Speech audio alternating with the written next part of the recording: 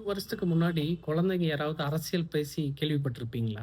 இல்ல இந்த படிக்கிற பசங்க, இல்ல காலேஜ் பசங்க அந்த துடிப்போட அரசியல் பத்தி பேசி கேள்விப்பட்டிருக்கீங்களா?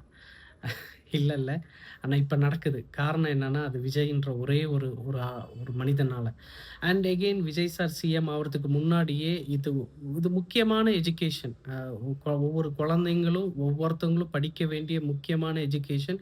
இன்டைரக்ட்டா அவரு பண்ணியிருக்காருன்னு நெனைக்கும்போது ரொம்ப சந்தோஷமா இருக்கு. அண்ட் அகெயின் நான் சின்ன வீடியோ பார்த்தேன். கொஞ்சம் கொஞ்சம் பேரு லேடீஸ்ங்கலாம் போயிட்டு ஓட்டு கேட்க போறாங்க.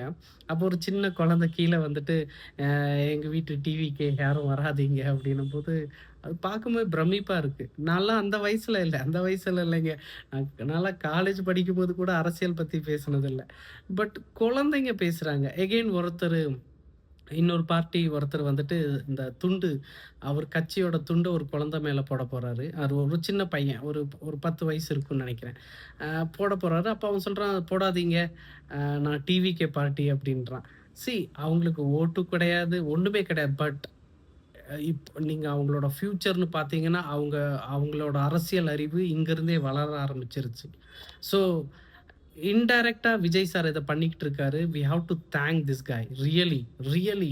ஐ டோன்ட் நோ. அ அவரு அவரு சிஎம் ஆவறாருன்றது அடுத்தது இருந்தாலும், அந்த வருங்கால சந்ததிக்கான ஒரு ஒரு பெரிய ஒரு விதைய அவரு போட்டிருக்காரு. Thanks really thank you Vijay sir. Thank you.